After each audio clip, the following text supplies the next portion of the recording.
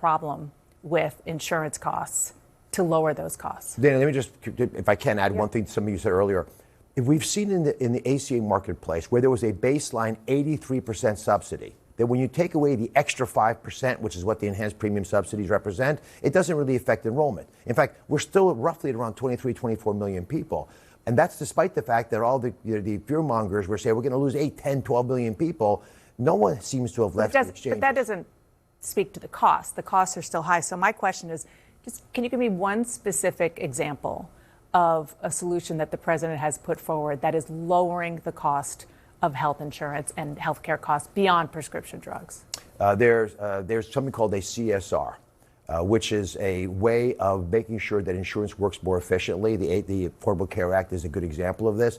These were in the original Working Families Tax Cut legislation, was taken out by the Democrats for reasons that are unclear to me because it seems like it's better for everybody. It will drop premiums 10 to 11% across the board.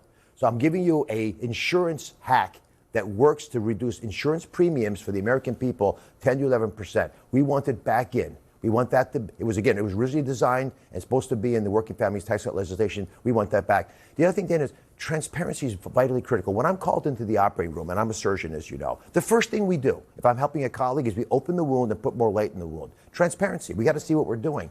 Most Americans don't really know what they're paying for. Their pharmaceutical prices are an example, but when you go to the hospital, you don't know what it's going to cost you. Right. You would never go to a grocery store and put things in your cart and not know what they were going to cost. And that's what we ask the American people to do. And of course, because of that, companies jack up the price because you're not aware, you're not an informed consumer. We have to drive transparency to the system so we use our biggest ally, the American people, to judge whether the prices are worth it or not. Speaking of transparency, I do want to, before I let you go, ask you about a record surge in measles in the United States. South Carolina, for example, is currently reporting 800 cases.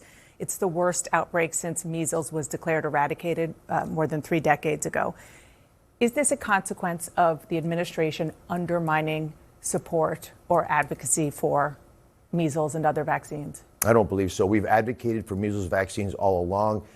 Secretary Kennedy's been at the very front of this movement. Come on. No, he is. But when the first outbreak happened in Texas, he said, get your vaccines for measles because that's an example of an ailment that you should get vaccinated against. What happened with the core schedule that was released in the beginning of last month was to say, listen, we look at what happened in Europe. In Europe, if you give people 80 different vaccine doses to take, people start... But I'm specifically talking about measles here. I mean, you talked about RFK Jr., the group Children's Health Defense that he founded and ran up until 3 years ago, posted on X, despite the media's scare tactics, there's no reason to fear measles. Should people fear measles? Oh, for sure. And we actually are pretty aggressive at CMS. We fund any vaccine you want to take. There will never be a barrier to Americans get access to the measles vaccine. And, as a doctor, your message to people about the measles vaccine Take the vaccine, please. We have a solution for a problem. Not all illnesses are equally dangerous, and not all people are equally susceptible to those illnesses. But measles is one you should get your vaccine. Dr. Mehmet Oz, thank you so much for being here. God bless. Appreciate it. Thanks, Dana.